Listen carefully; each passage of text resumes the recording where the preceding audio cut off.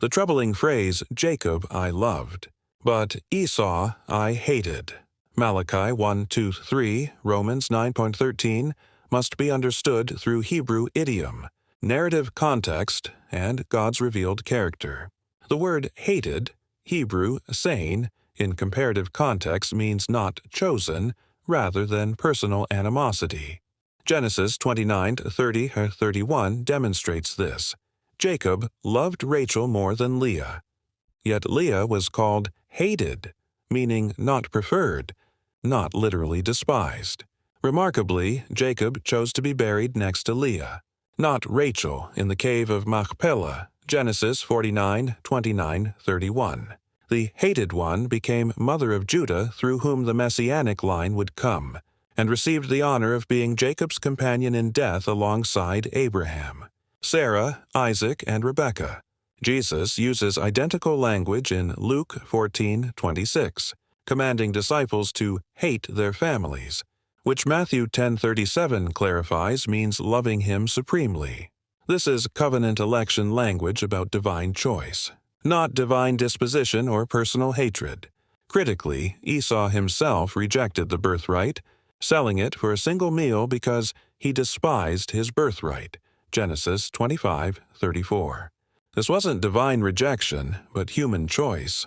God, in his foreknowledge, knew this decision before Esau was born, Romans 9:11-13, working through Esau's free will to accomplish his purposes.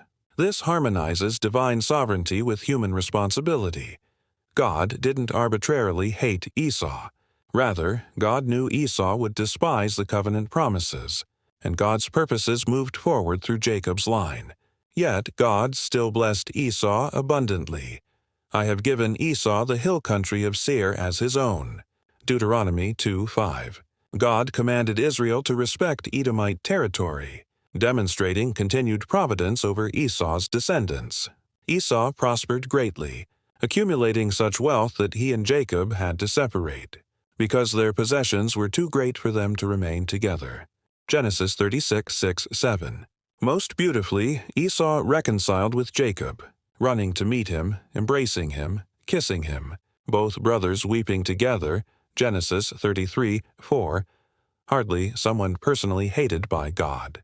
God cared for and blessed Esau materially, relationally, and providentially. Esau simply chose to relinquish what God foreknew he would reject. The contrast with people God explicitly condemned reveals how different the Esau situation is. God declared Noah as a generation utterly evil. Every inclination of the thoughts of the human heart was only evil all the time, Genesis 6:5. Yet even after the flood, Christ preached to the imprisoned spirits, to those who were disobedient long ago when God waited patiently in the days of Noah. 1 Peter 3:19-20. If the most condemned generation, people whose every thought was only evil, still received Christ's post-mortem proclamation, how could non-selection for covenant purposes equal personal hatred? Scripture never portrays Esau as persistently wicked, only as making foolish choices.